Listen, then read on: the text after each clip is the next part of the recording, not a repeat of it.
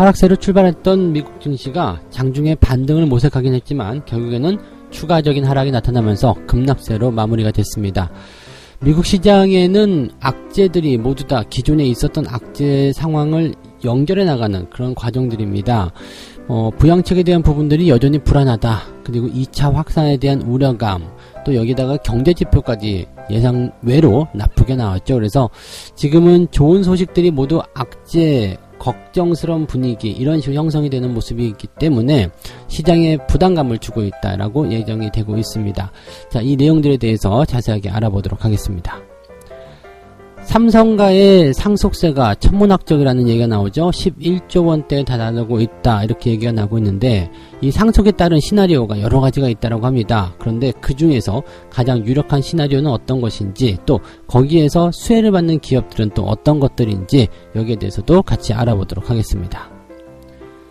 환율이 1120원대까지 떨어졌습니다. 자, 환율이 계속해서 떨어지고 있는 과정인데, 미국 증시 상황도 좋지 않죠. 지금 해외 쪽에 주식 투자하신 분들은 주가 하락과 환율 하락이라는 이 두 가지 이중고에 시달리고 있는데, 이제 어떻게 해야 되느냐, 여기에 대한 이제 고민이 생기기 시작했습니다. 더 사야 될 것인가, 아니면 지금이라도 팔아야 될 것인가, 여기에 대한 의문들이 생기기 시작했는데, 어떤 것이 더 유리한지 여기에 대해서 말씀드리도록 하겠습니다.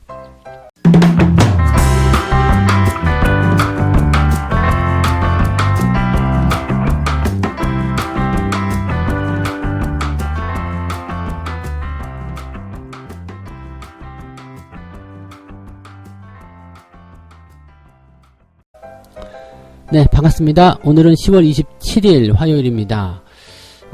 푹 주무시라는 말씀을 어젯밤 이야기해드렸었는데, 오늘 뜬 눈으로 밤을 지새우신 분이 분명히 있으시리라 생각합니다. 걱정들 많이 하셨을 것 같아요. 그리고 그 걱정스러운 분위기는 뉴욕 증시의 어떤 하락의 마감 상황이 만들어지게 되면서 또다시 걱정스러운 분위기가 더 커져 있는 것이 아닌가, 이 생각이 들기도 합니다. 근데 주식은 걱정한다고 해서 올라간다거나 또는 낙관한다고 해서 내려간다거나 그렇진 않아요. 그러니까 시장이 정해져 있는 방향대로 움직이려고 하는 속성들이 있기 때문에 현재 나와 있는 재료들을 어떻게 생각을 하고 있느냐, 또 시장이 어떻게 받아들였느냐, 또 그렇게 받아들인 것들을 투자자들이 어떻게 반응을 했느냐, 거기에 따라서 상황들이 달라진다고 보시면 되는 거죠. 현재 다우지수 같은 경우 보면은 어제 마이너스 2.29%가 하락이 됐습니다. 그리고 나스닥 같은 경우는 마이너스 1.64%가 하락 마감이 됐습니다. 이거는 이제 장 시작하면서 마이너스 시작을 했다가 장중에 약간 이제 반등을 좀 모색하긴 했습니다. 나스닥 같은 경우는 거의 보합 수준 플러스권까지 들어갔었거든요. 그리고 나서 낙폭이 크게 확대가 됐고요. 그 다음에 막판에 다시 반등세로 전환됐습니다. 사실 시장의 어떤 이런 악재 상황들을 이끌어줄 만한 그런 재료가 기대치를 가지고 있었던 그런 부분들이 전부 다 나쁘게 나와버렸죠. 그래서 주 초반에 일단은 안 좋게 시작하는 그런 상황으로 진행이 됐고요. 주 후반으로 가면서 계속 긍정적인 어떤 이슈들의 기대감은 나와 있습니다만, 이번 주는 상당히 많은 그런 변동성에 대해서 우리가 싸움을 해야 되는 그런 주간이다라고 일단은 알고 있었던 것만큼 그런 변수가 계속해서 나타나는 것이 아닌가라고 생각이 듭니다. 일단 뉴욕 증시가 이렇게 많이 하락한 이유에 대해서 좀 알아보면, 신종 바이러스죠. 이 코로나 바이러스 감염증의 확산세가 매우 가팔라지고 있다는 거. 이게 이제 가장 중요한 포인트였다고 보시면 될 것 같아요. 이제 전일 우리 코스닥 지수가 크게 폭락을 했죠.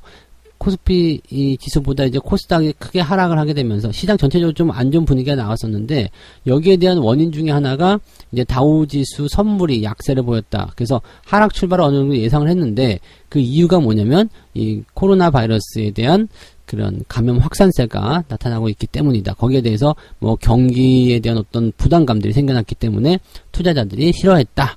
이런 얘기라고 보시면 되는 거고, 경기부양책에 대한 기대감도 뒤로 멀찍이 물러나게 되면서 시장의 악재 요인을 더 키웠다라고 분석이 됐었던 거죠. 그러니까 그 두 가지 상황이 이제 가장 큰 악재 요인이었고, 요것을 이제 뒷받침해 줄 수 있는 경기부양책, 경기 지표 발표가 예상했던 것보다 나쁘게 나왔습니다. 그러면서 시장을 받아주지 못하는 그런 형태로 만들어지게 된 거죠.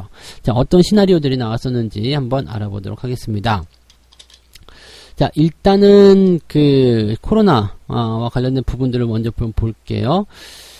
신규 확진자가 사상 최대치 수준으로 빠르게 늘어나고 있다. 사상 최대치. 네. 지금 2차 확산에 대한 부분 때문에 경제 통제가 일어났었던 거 알고 계실 거예요. 뉴욕시 경제 통제.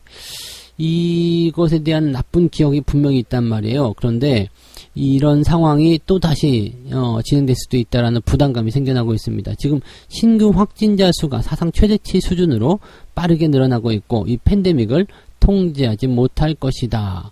이 백악관 비서실장이 얘기한 거예요. 팬데믹을 통제하지 못할 것이다. 이게 이 사람이 혼나야 되는데 이런 말을 하면 안 되죠. 이게 왜냐면 정치적인 어떤 입장에 있는 사람들은 나쁘다고 하더라도 좋다는 이야기를 하면서 이제 이 국민들에게 안심을 해줘야 되는데 팬데믹을 통제하지 못할 것이야. 큰일 났어. 이렇게 얘기하는 것 자체가 사실은 자격이 없는 거라고 좀 봐야 되겠죠. 네. 근데 이 사람이 이런 말을 하는 것에 대한 배경은 또 다른 얘기가 있어요. 백신, 치료제 개발로 대응할 수 있다. 뭐 그런 의도였으리라 생각합니다. 근데 이 확산 자체를 억제하기가 어렵다라는 전망, 즉 정부가 통제가 불가능하다라는 그런 식의 뉘앙스를 풍겼기 때문에 이 사람은 아마도 혼나지 않겠는가 이런 생각을 좀 해볼 수 있겠습니다. 맞아요. 이게 뭐 감기가 퍼져나가는 거 이거 막을 수 없는 거잖아요. 근데 이런 부분들이 전부 다 이제 뭐 예방주사를 맞는다거나 아니면은 그 백신 치료제 걸리더라도 약을 먹어서 금방 나아버리거나 이런 상황이 된다면 크게 위협적이지 않죠. 근데 코로나 같은 경우는 아직까지는 백신이라든지 치료제에 대한 부분들이 이렇게 풍부하거나 이제 대중화되지 못했기 때문에 여기에 대해서 이제 부담감들이 생기는 것 뿐이죠. 나중에 백신이라든지 치료제가 대중화되는 그런 시기가 빨리 오게 된다면 코로나 바이러스에 대한 부분도 더 이상은 시장의 위협적인 요인이 되지 못할 겁니다. 그게 이제 얼마 남지 않았을 것이다. 이런 것들은 우리가 기대감을 삼아야 되겠죠. 자, 어쨌건 지금 이제 겨울철이 되면서 다시 유행을 할 것이다 라는 전망. 근데 최근에 확산세가 조금 더 일찍 시작된 것이 아니냐 이런 우려감이 있다고 하는 거죠. 그러니까 백신의 개발이 나오기 전에 개발이 되기 전에 이런 확산세가 너무 빠르게 퍼지는 것이 아니겠느냐 이런 식의 우려감이 있었다라고 보시면 되는 겁니다. 자, 이렇게 되면은 경기에 대한 상황들이 후퇴를 할 수 있는 상황이 만들어지게 되는 거죠. 그래서 거기에 대해서 기대감을 걸었던 그런 투자자들이 지금 약간 좀 실망하고 있다라고 보시면 되는 겁니다. 자, 여기다가 이제 그 부양책 관련한 이야기가 한 번 더 끼얹게 됩니다. 안 그래도 경기가 어려운데 부양책이라도 좀 해주지 이런 생각들 분명히 했을 건데 지금 보면은, 그 부양책과 관련된 부분이, 뭐, 시원하게 떨어지지 못하는 상황입니다. 그니까, 지금 보면 대선이 바로 다음 주인데, 다음 주까지 뭔가 일어날 것 같지 않은 느낌이잖아요. 그래서, 지금 보면 이렇게 이 부양책에 대한 협상이 서로 고착되어 있는 상황, 그 다음에 서로 뭐, 정부 책임이다, 또는 민주당 책임이다, 이런 식으로 책임 떠넘기기 지금 하고 있다는 이야기죠. 지금 보면 펠로시 의장이 코로나19 검사 전략과 관련해서 백악관이 민주당의 제안을 받아들이지 않고 있다라고 비난을 이어갔다. 이런 얘기가 있고요. 네.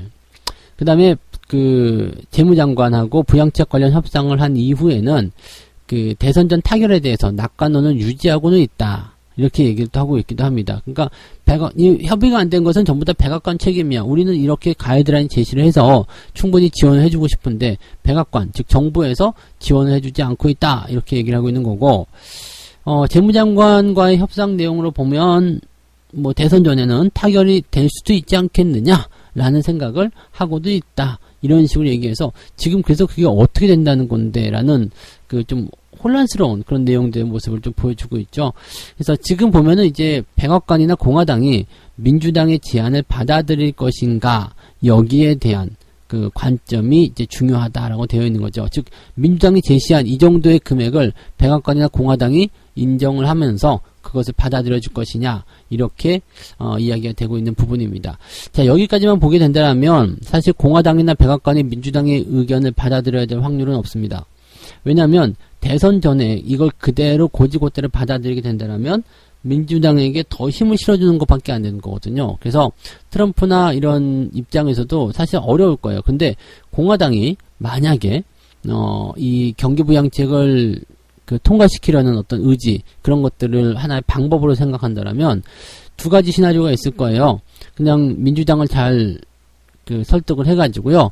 조금 늘어난 그런 경기 부양책, 그 다음에 이것을 또는 뭐 더 많이 해가지고 분할적으로 시행하는 그런 방법을 하나 가질 수 있을 거고요.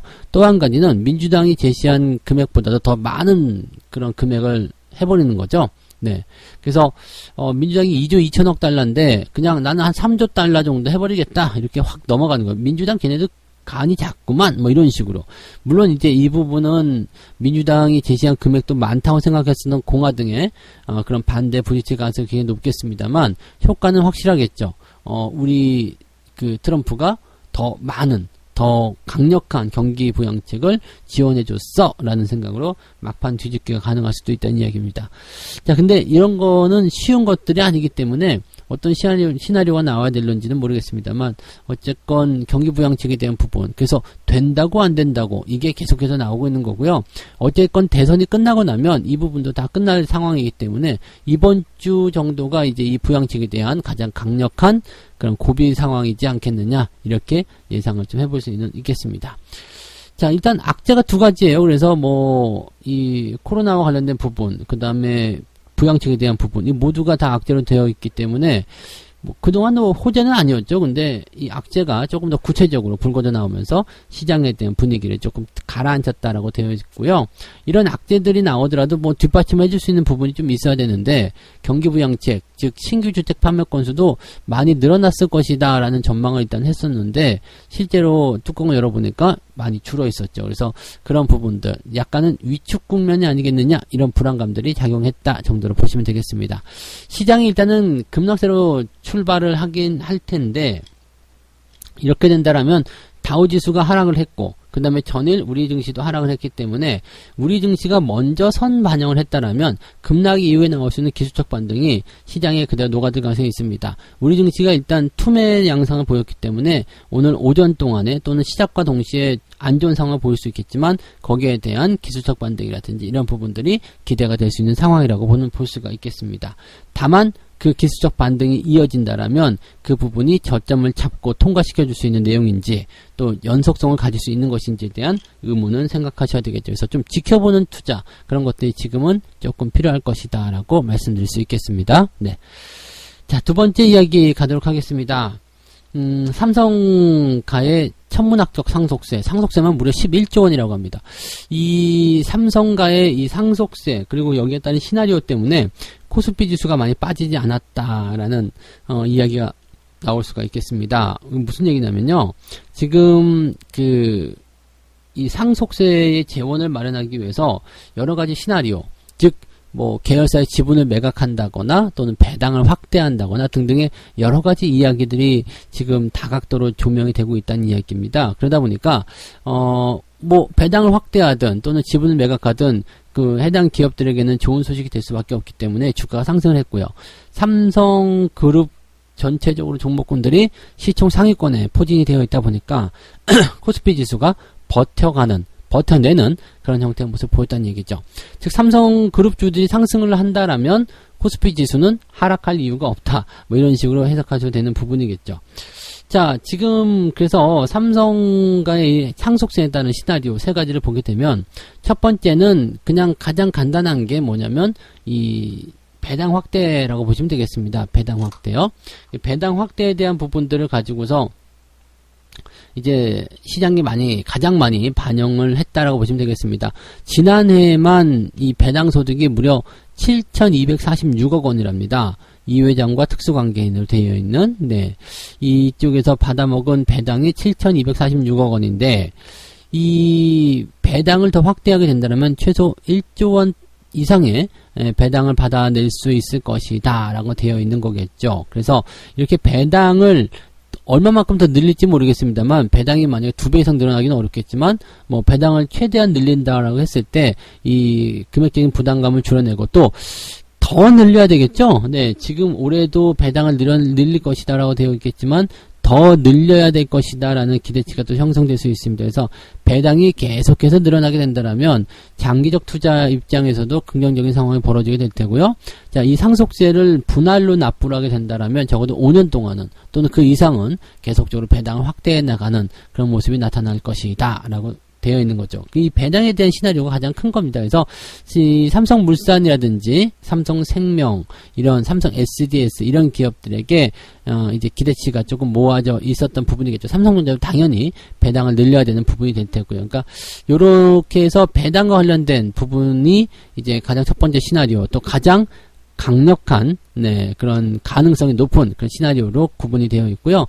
두 번째는 계열사의 지분을 매각한다라고 되어 있는 부분이겠죠.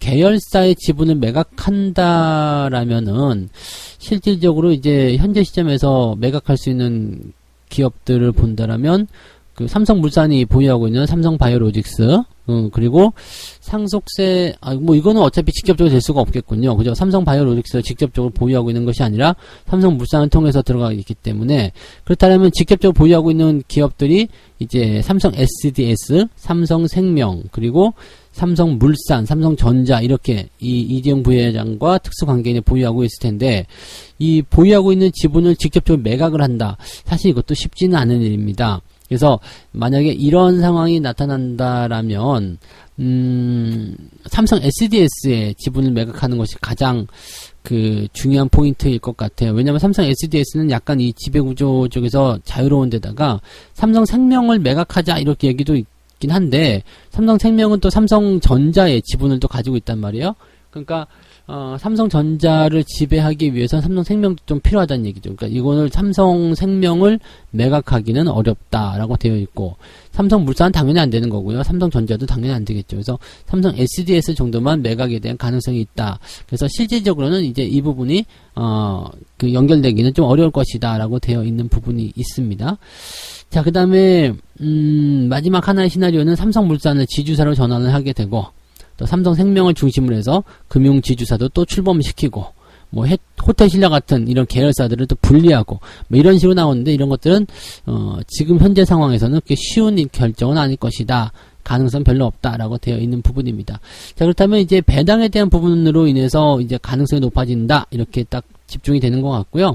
거기에서 최대 수혜주는 역시 삼성물산, 그리고 삼성생명, 이런 쪽으로 될 것이다. 그 다음에 삼성생명이 보유하고 있는 삼성전자라든지 또는 삼성 SDS 이런 기업들도 배당이 확대될 가능성은 당연히 높겠다. 그래서 뭐 배당을 확대시키는 것이 여러 기업들에게도 긍정적이고 가장 편한 시나리오가 아니겠는가, 이렇게 되고 있습니다. 그래서 삼성에서 지금 언급했었던 물산, 생명, 삼성전자, 삼성 SDS 이 4개의 기업들은 배당이 늘어날 것이라는 기대감으로 인해서 외국인들의 매수 유입, 뭐 투자자들의 매수 유입이 더 진행될 가능성은 높겠다, 이런 식으로 받아들이시면 되겠습니다.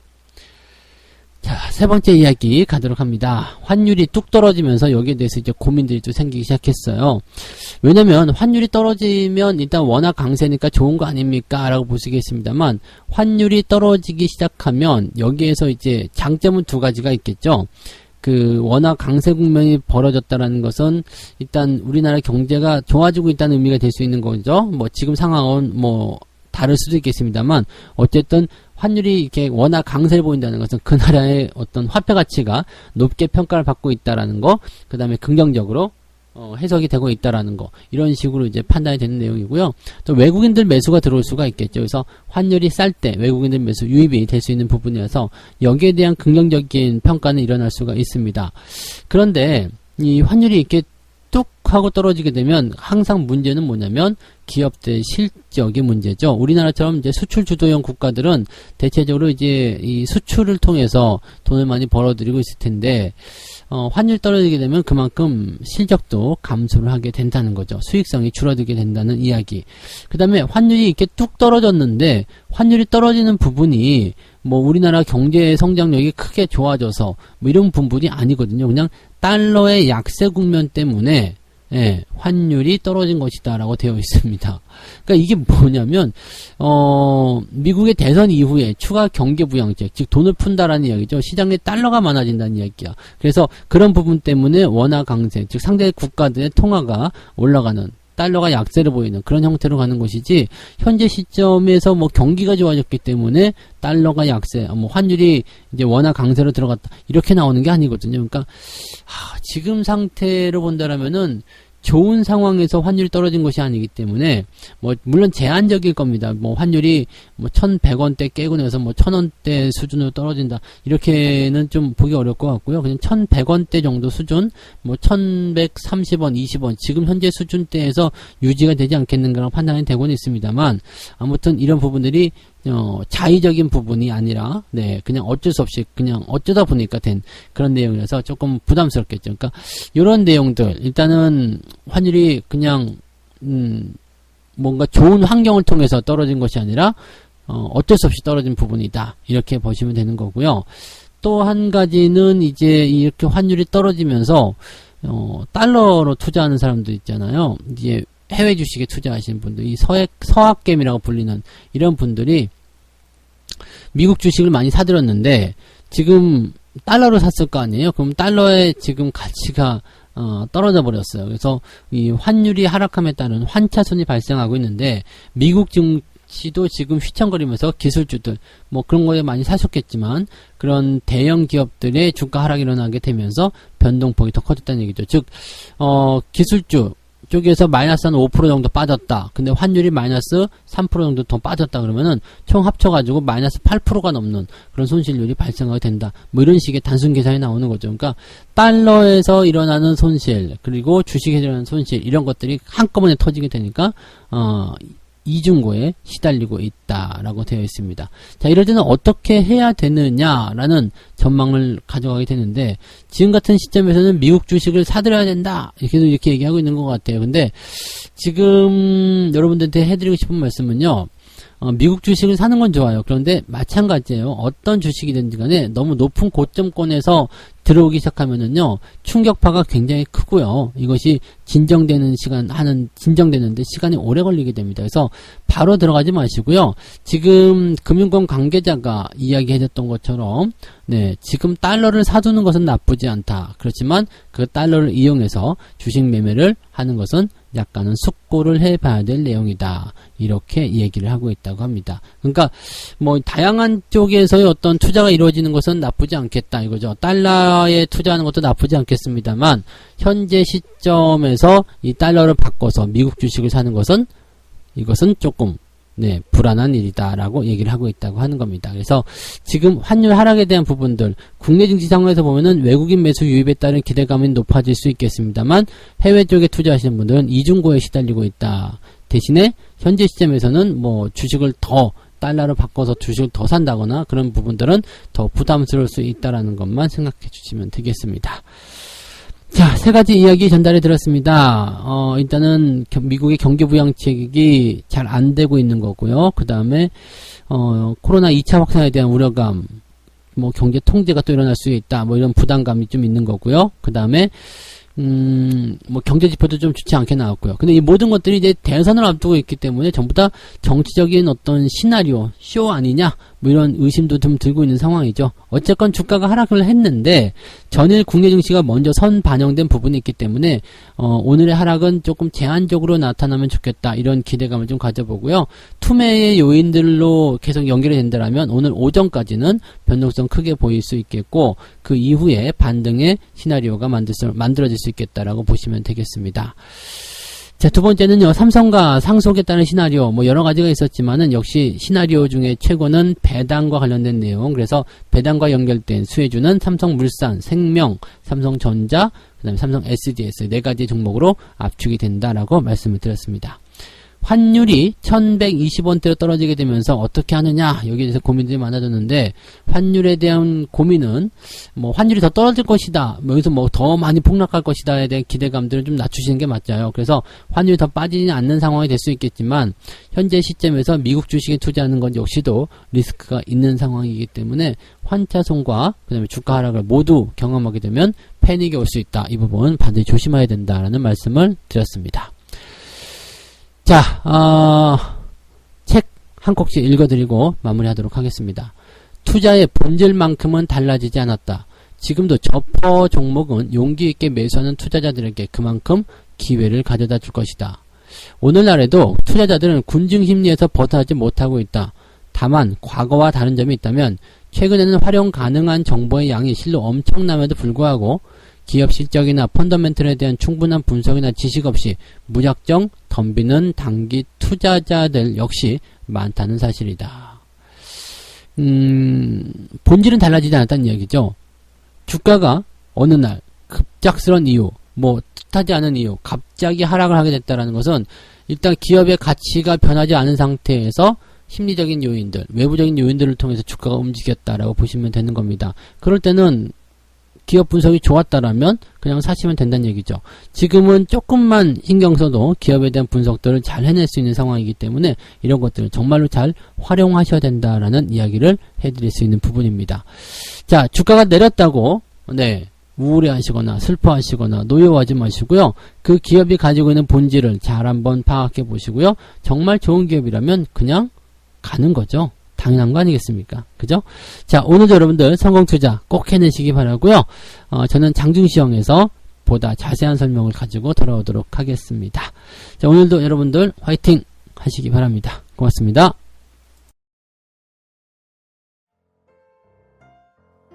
본 방송에서 제공되는 모든 정보는 투자 판단의 참고 자료이며 투자의 최종 책임은 본 방송을 이용하는 본인에게 있습니다.